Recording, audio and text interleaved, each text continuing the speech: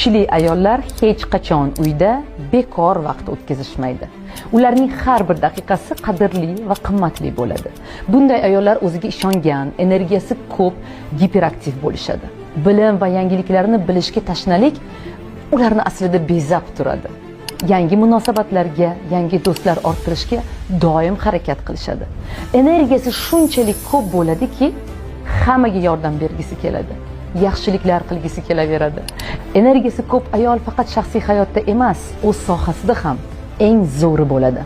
Energiyaga to'la ayol mustaqil, erkin fikrlovchi va doim o'zining aytar so'zi, pozitsiyasi bo'ladi.